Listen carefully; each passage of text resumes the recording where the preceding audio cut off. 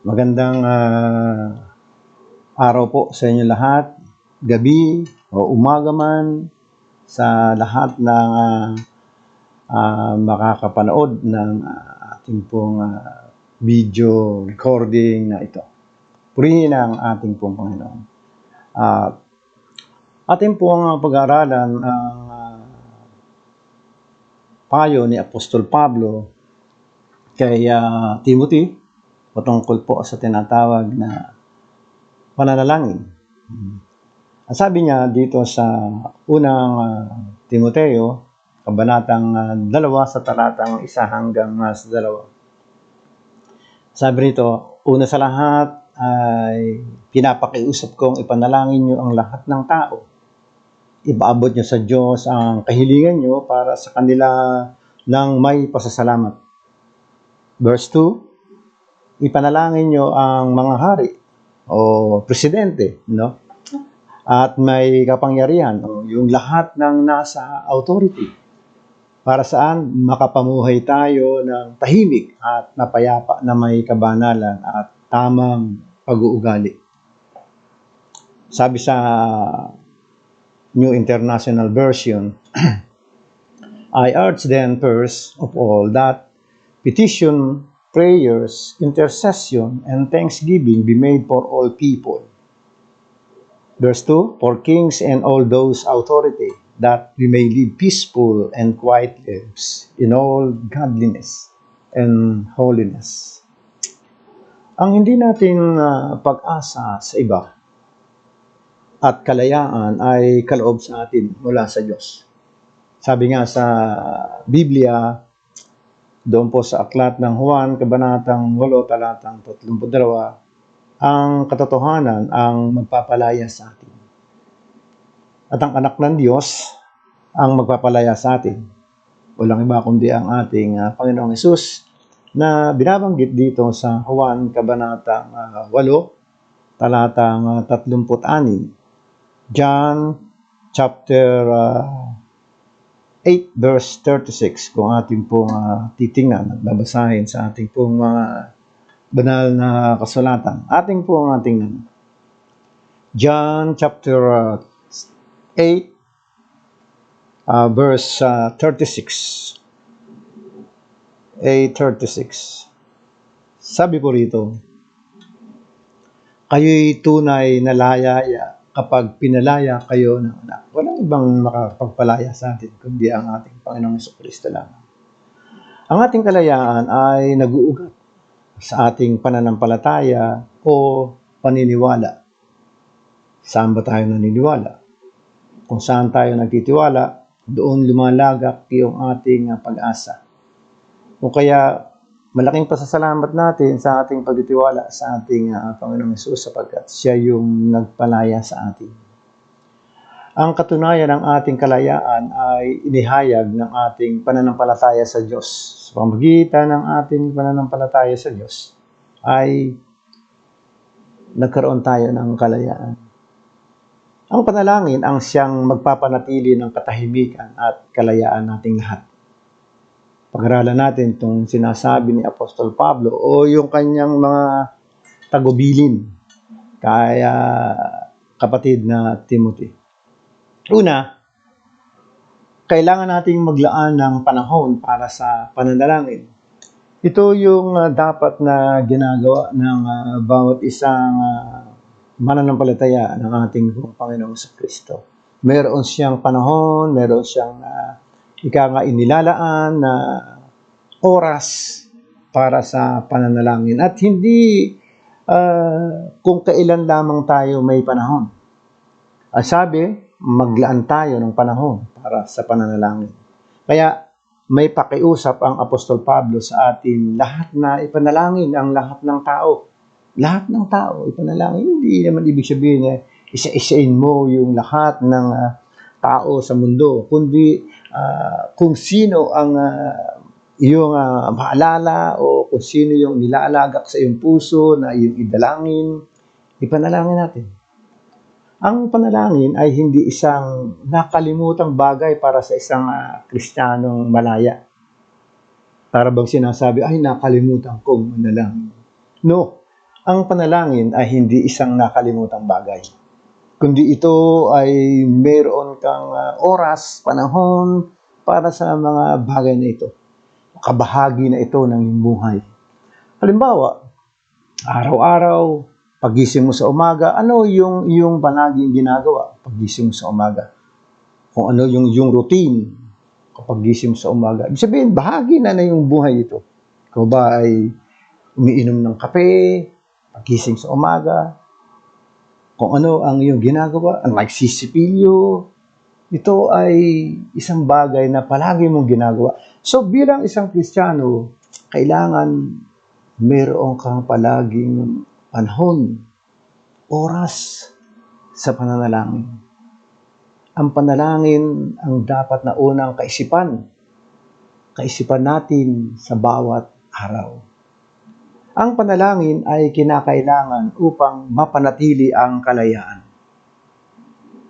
Sapagkat sa ating pananalangin, magkakaroon tayo ng kalayaan. Ang panalangin ay ang ating pagsama sa kapangyarihan ng Diyos upang makalikha ng kapayapaan. Kung gusto natin ng mapayapang pamumuhay, kung gusto natin ng tinatawag na malayang pamumuhay, panalangin ang ating susi. Sapagkat kapag tayo ay nananalangin, tayo ay nakikisama o sumasama sa kapangyarihan ng Diyos upang makalikha ng kapayapaan.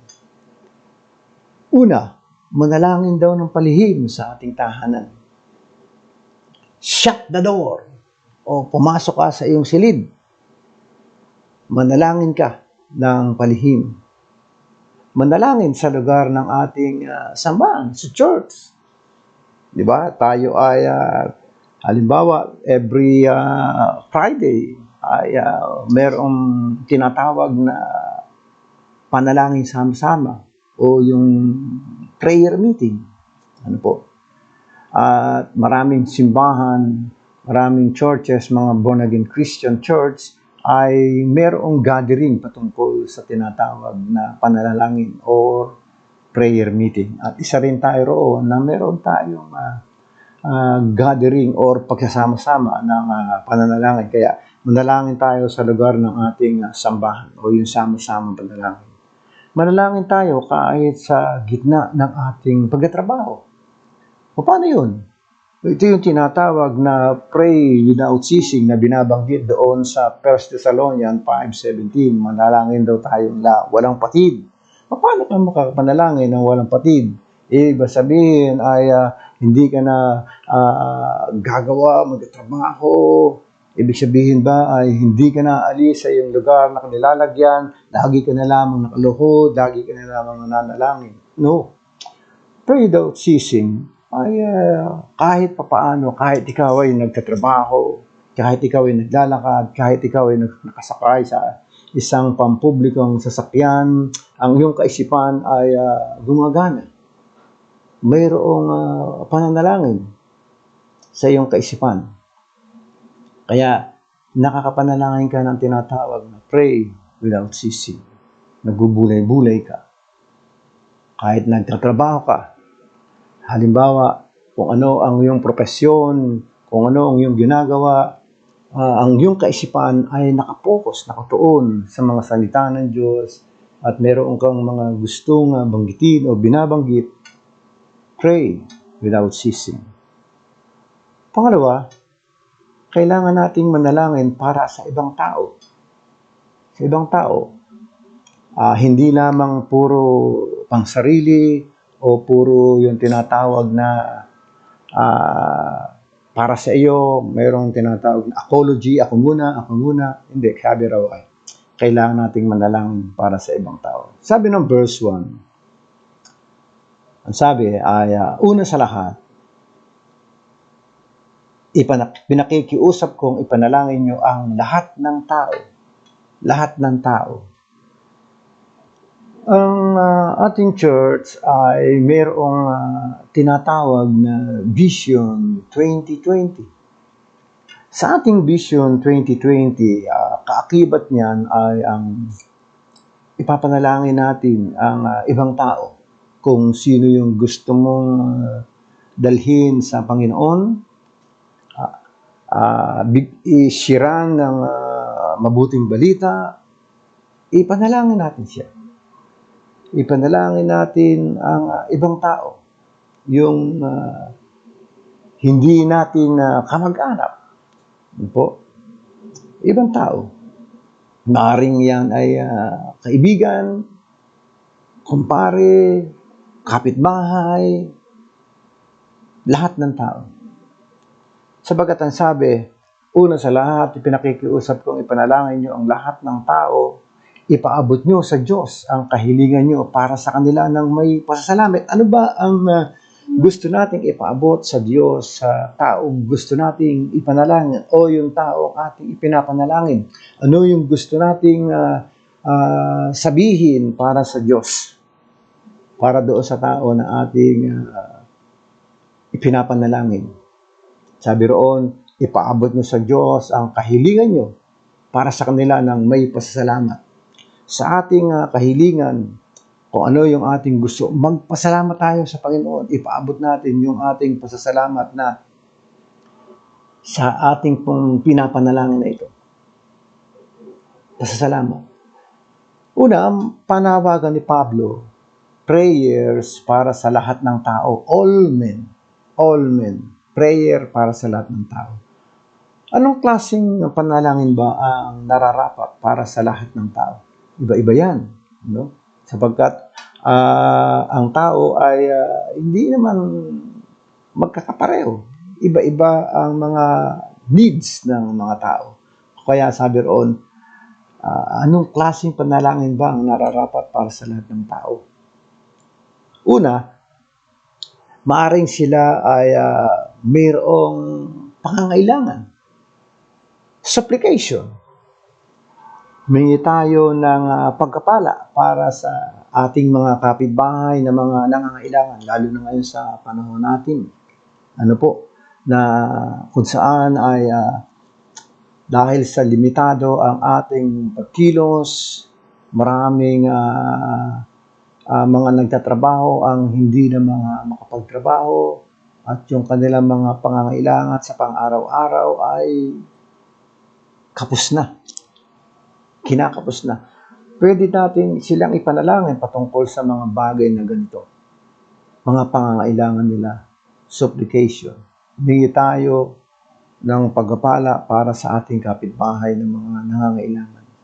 Ano ba yung kanilang pangangailangan? Yung lahat ng needs na nakikita mo at alam mo na ito ay kailangan nila, no? Kung meron tayong magagawang hakbang na tulong in materials or what ay ibigay natin. And then isa sa mga bagay na pwede nating magawa ay ang ipanalangin sila. Po. Kung kaya natin makapag-abot ng tulong sa abot ng ating makakaya, it's better. Tapos ay may kasama pang panalangin sa taong intercession or supplication. Then pangalawa ay intercession. Praying for special needs for all. We know kung ano yung ating alam na pangangailangan ng mga tao na ito. Kung ano yung special needs na ating almaring, mayroon silang karamdaman. Ano po? Maaring mayroon silang mga matinding pangangailangan or problema sa kanilang sambahayan. Or what? Ano po? Intercession. Ikaw ay namamagitan para sa kanila. Kaya tayo ay nananalangin para sa kanila.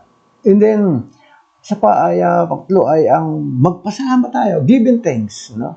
Giving thanks na kung saan ay ibigay na magpasalamat na tayo yung doon sa kapaligiran na nasa atin, magbigay tayo ng pagpapasalamat sa ating mga natatanggap. Alam niyo po, dito sa amin kanina ay mayroong nagbahay-bahay para mamigay ng mga basic needs ng mga constituent ng aming barangay. Salamat sapagkat kahit papaano ay nagkaroon ng pag-abot ang mga barangay. Nagbigay sila ng I think siguro mga 3 kilos ng bigas yon. 3 kilos na bigas at dalawang tawag dito, yung na-advertise ni Pacman, sardinas, dalawang sardinas at isang Lucky Me chicken, isa. Ano po? So, kahit pa paano ay isang kainan meron na ang isang pamilya. Kaya salamat sa kaloob na yun, kahit pa paano ay makakatulong yun na mabibigay ng ika nga ay kahit pa paano ay makakatulong yun sa isang pamilya na nangangailangan. So, yun nga pong binigay sa amin ay ibibigay ko na lamang doon yun sa aming naglalaba, sa aming labandera. Kasi nga po ay kawawa rin itong aming labandera na ito. Abay, biruin nyo, no, isang araw makalawa yata po yun. Yung kanyang asawa ay pinauuwi niya na ng gabi. Dahil curfew na nga, pinauuwi niya na 3 beses na itong pinupuntahan doon sa lugar ng may lamayan kasi. May patay. May lamayan. Bawal nang maglamay sa patay dahil sa tinatawag na may curfew at yung socializing distance na po, o yung ika nga ay hiwa-hiwalay dapat ang tao. Siyempre kapag ganoong mayroong lamayan ay halos dikit-dikit na rin tao. Kung kaya natawag niya ito 3 beses. Na-tiyempo, dumaan ngayon yung mga sundalo. Huli. Merong 3 na huli na curfew. At ang multa daw yata dito sa curfew nung sila ay ini-interrogate o nakikipag-usap o itong may bahay ay nakikipag-usap doon sa pulis o sundalo na humuli. No? At ang sabi ay 3,500 ang multa. Sabi ko nga po ay wala ng trabaho. Paano pa makakapagbayad ng 3,500 yun para sa multa? Ang tanong ng asawa doon sa pulis, nandun na yata sila sa munisipyo, ang tanong ay, ilang araw ba, linggo o buwan ang bubunuin para matapos itong ika nga yung kaso na yun. Wala silang pambayad Wala na ang trabaho. Nahuli pa at magmumulta pa ng 3,500. Sabi ng asawa, sabi sa munisipyo ay 6 months daw po yata na sila ay ikukulong. Sabi ng asawa ay, pakukulong ko na lang yung asawa ko. Wala silang 3,500. So, ito yung ating panalangin. Yung ating mga kababayan na maging masunurin sa tinatakda ng ating pamahalaan. Sapagkat sinasabi rin ng Biblia na magpasakop tayo sa mga may kapangyarihan. Sila yung nakakaalam po, para magkaroon tayo ng mapayapang pamumuhay. Kung hindi tayo magpapasakop sa tinatakda ng ating pamahalaan, magkakaroon tayo ng malaking problema. Kaya ipanalangin natin yung ating bansa, yung ating mga mamamayan, na yung itinakda ng ating pamahalaan, curfew, ay sundin natin.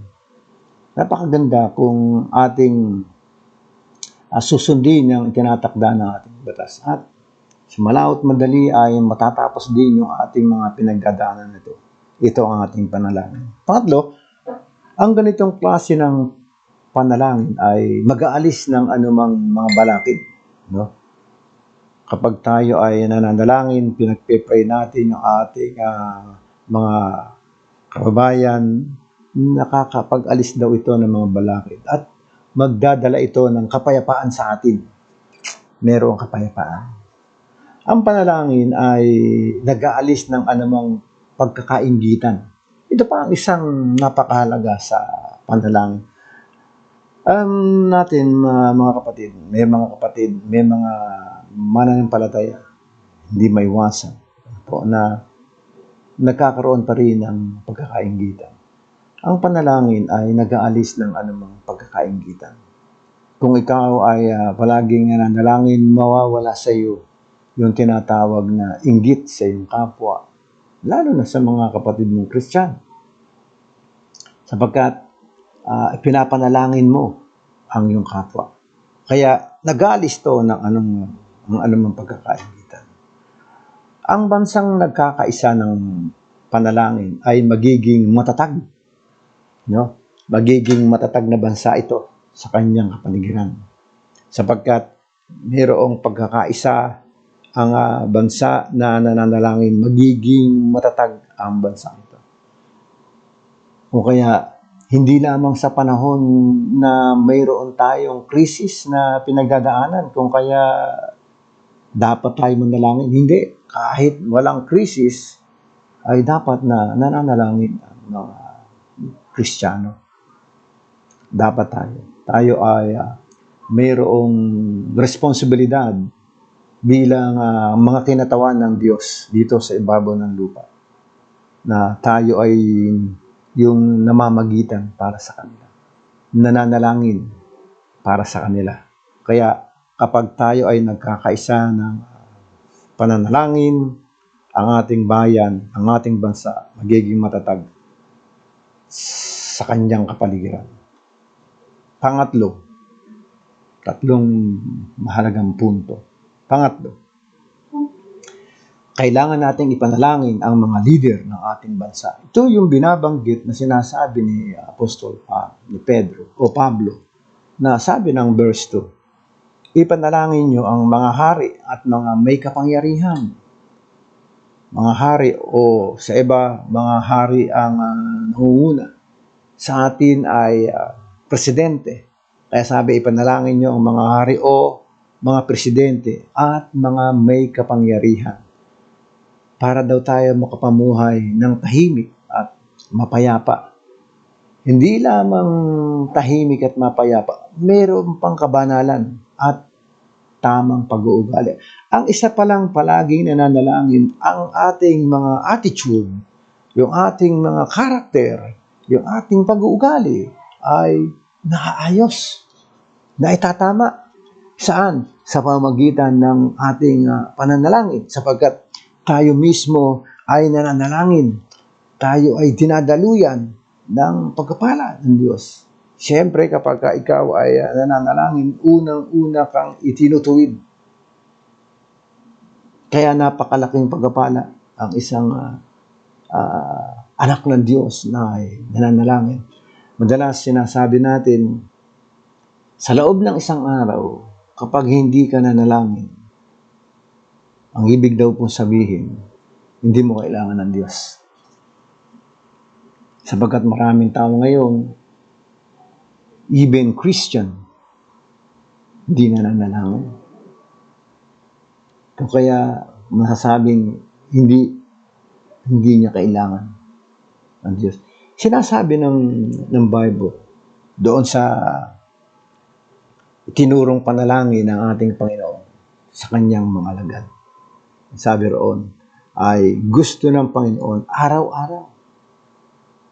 araw-araw daw hingi natin sa kanya yung ating mga kailangan. Hindi yung hihingi tayo para sa Diyos para sa isang buwang supply. Araw-araw sa Old Testament, kung ating babalikan yung pangyayari na binigay ng Diyos yung kanilang pangangailangan sa araw-araw. Ang kailangan lang nilang gawin ay lalabas sila tuwing umaga at kukuha sila ng kanilang sapat na pangangailangan sa loob ng isang araw na yun. Mana. Pagbangon nila, kukuha sila ng mana, sapat na kanilang pangangailangan, at sa kinabukasan na naman ay kukuha sila. Pero dahil nga sa ibang mga Israelita ay makukulit, parang yung katabi mo dyan,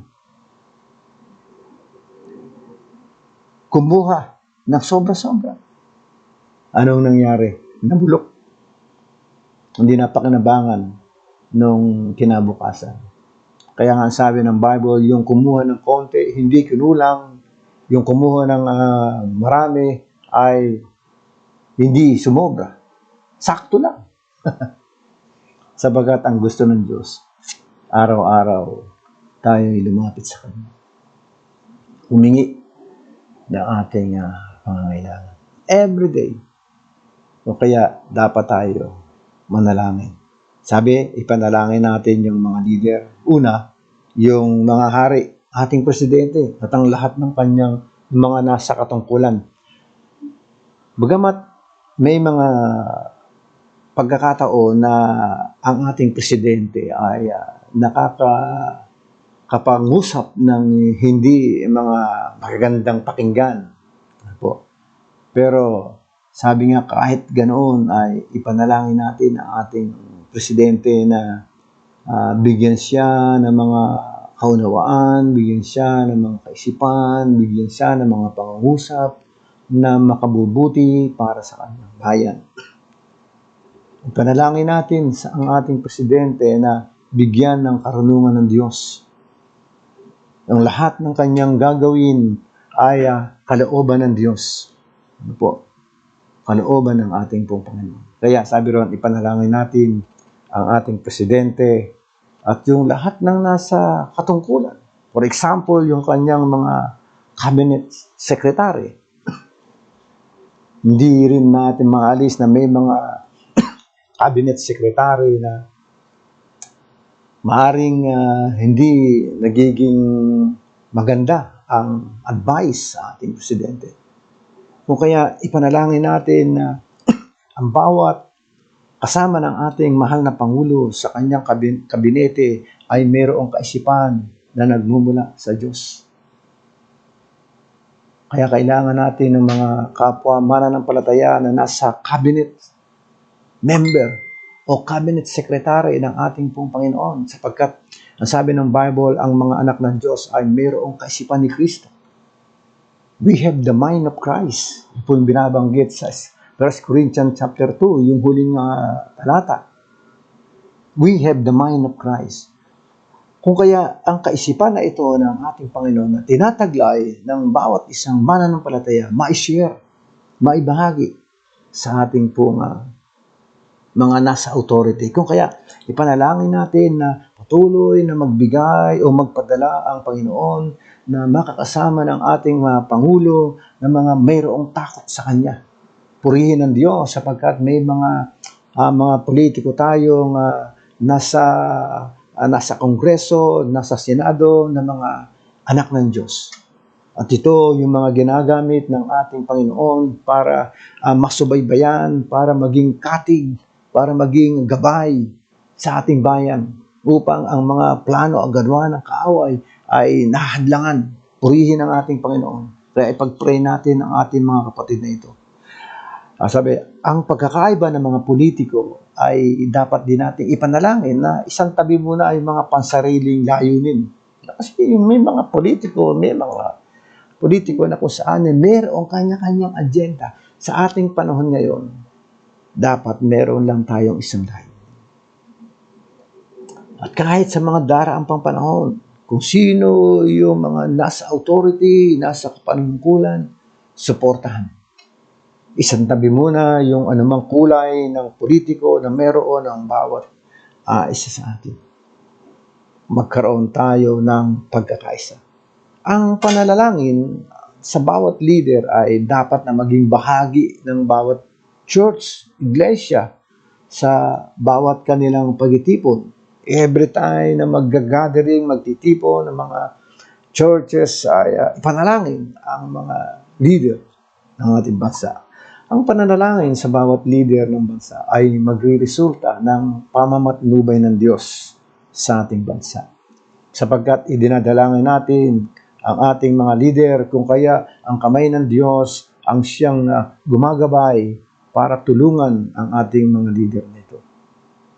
Ang pananalangin para sa leader ay maaring magpabago ng anumang mga political agenda ng bawat grupo.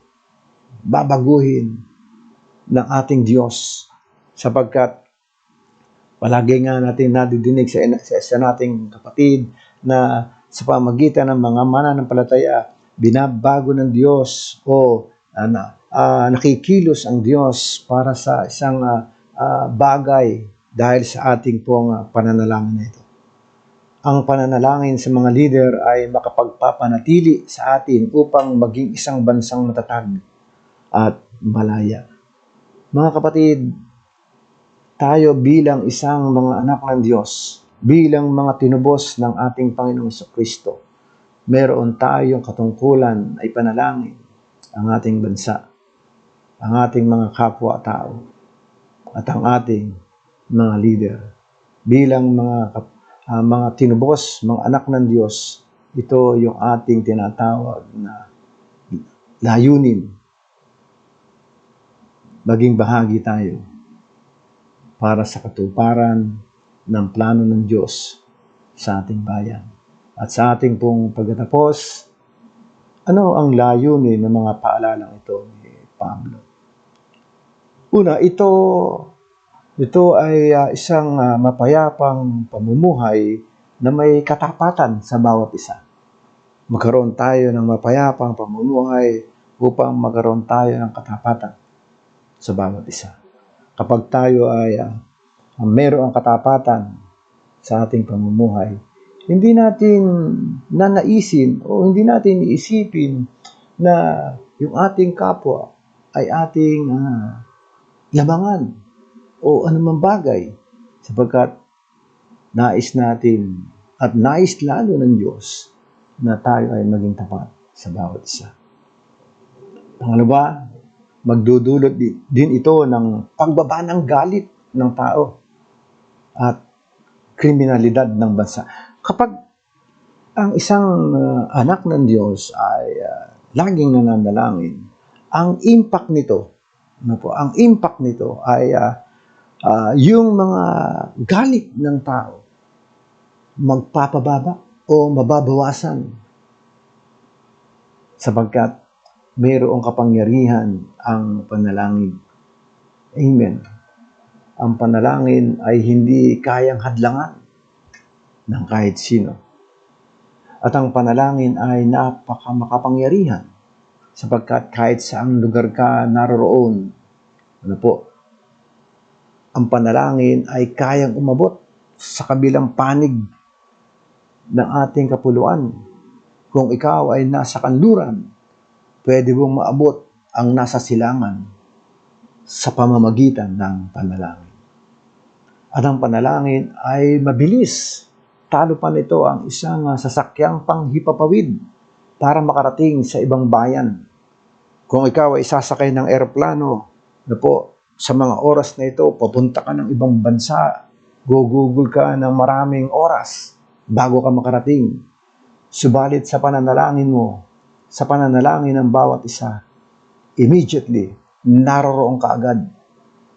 Sapagkat ang panalangin ay higit pa sa tinatawag na speed than light, speed than sound. Napakamakapangyarihan ng panalangin. Kung kaya, huwag mong sayangin ang kapangyarihang ito na kung saan ay mayroong kang taglay bilang isang anak ng Diyos, bilang isang mananampalataya. Taglay mo ang katangian o ang tinatawag na pribilehiyo ng pananalangin. Huwag mong sayangin ang mga sandali sa iyong buhay bilang isang mananampalataya na palaging dumulog sa Diyos, idulog ang iyong mga mahal sa buhay, ang iyong mga kaibigan, ang iyong mga kapitbahay, ang ating mga leader ng bansa, at ang mga leader ng iyong simbahan. Ipanalangin natin, huwag nating sangsayangin. Mga kapatid, ang pananalangin ay nagre-resulta ng isang malusog na pamayanan o nagkakaisang mamamayan. Kapag ang mamamayan ay nagkakaisa, mayroong itong malusog na pagsasamahan, magandang pagsasamahan. Paano natin maipapakita yung ating pagiging isang makabayan? Willing ka ba na ipanalangin ang ating bansa at ang mga leader nito? Para tayo maging isang makabayan, maipakita natin yung ating tinatawag na makabayan. Ipanalangin natin ang ating bansa.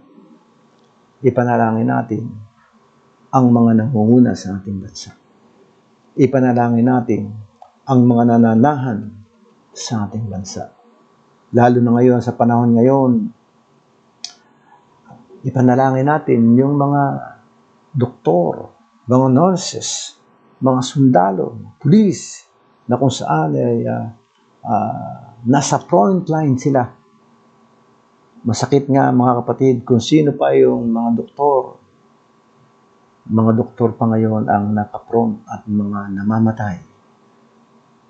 Ilang mga doktor na ang namatay dahil sa crisis na ito. Ipanalangin natin sila, ang mga doktor na ito. Ipanalangin natin ang mga pulis, sundalo, na kung saan ay meron na rin mga namatay dahil sa pagtupad nila sa kanilang tungkulin. Ipanalangin natin ang ating pong mga kababayan na ito na nakaprone o nakapront sa tinatawag na virus na ito. Ipanalangin natin sila. Pray for the nation, pray for the leaders, pray all those in authority, pray for the neighbors, pray sa lahat na may sakit na dulot ng virus, and pray na matapos na ang virus na ito. Let us pray. Panginoon, tinataas namin sa iyo sa panalangin ang aming bansa. Kayo ang patuloy na manguna sa aming bansa. Ingatan niyo po ang aming bansa, Panginoon. Dalangin din namin, Panginoon, ang mga nangunguna sa aming bansa. Sa pangunguna ng aming Presidente Rodrigo Roa Duterte, kasama ng mga cabinet secretaries, kasama ang mga Kongreso, ang Senado, Panginoon. Itinataas namin sila sa iyo sa panalangin na makalikha sila, Panginoon, ng mga batas ng naaayon sa iyong kalooban.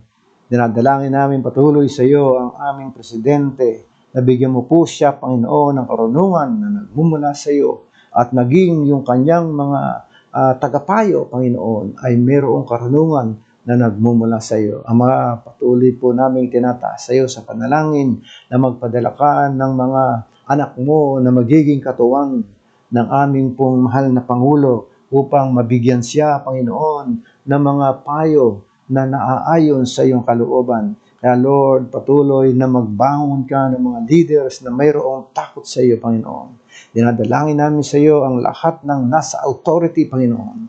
Yes, Father God, ang mga sundalo, ang mga nanunungkulan, O Diyos, ay amin pong itinataas sa iyo sa panalangin. Dinadalangin din namin sa iyo, Panginoon, ang aming mayor, ang mayor po ng aming bayang Navotas, Toby Chanco, kasama ang aming congressman, Panginoon, na si John Ray Chanco. Panginoon, bigyan mo po sila ng proteksyon na nagmumula sa iyo. Iingatan mo po sila, Panginoon, sa anumang gawa ng virus na ito, maging ang kanilang buong sambahayan, Panginoon. Yes, Lord, pangalagaan mo po ang aming mayor, ang aming congressman. Bigyan mo po sila, Panginoon, ng kaisipan, malusog na kaisipan, upang sa kanilang pangunguna sa aming bayang Navotas, Panginoon, ay maibigay nila, Panginoon, ang tamang paglilingkod, ang tamang panunungkulan upang maibigay, Panginoon, sa kanyang nasasakupan. Ama, patuloy kang manguna sa aming bayan.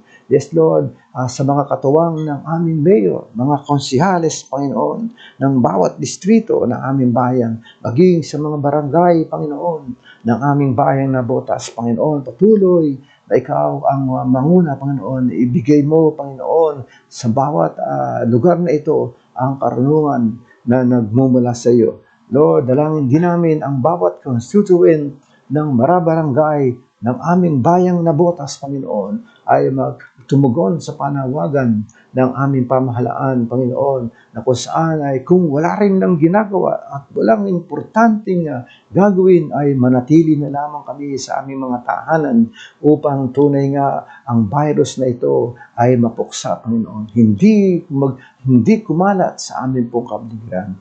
Lord, tulungan mo po ang aming bayang Nabotas. Lord, sa pangunguna ng aming mayor, Panginoon. Tulungan mo po kasama ang lahat ng mga konsihales, Panginoon, ng aming bayan. Salamat sa iyo, Panginoon. At ganoon din, patuloy na ang mamamayan ng Nabotas ay makipag-cooperate, Panginoon, sa aming pong pamahalaan. Salamat po, O Diyos. Dalangin ko sa iyo, Panginoon, patuloy ang iyong church na tinayo sa lugar ng Bangkulasi. Panginoon, ikaw ang patuloy na manguna sa aming pong kalagitnaan.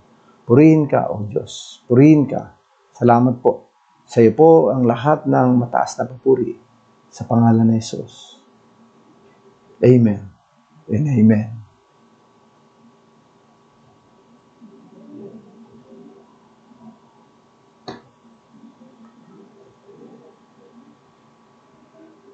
Praise God.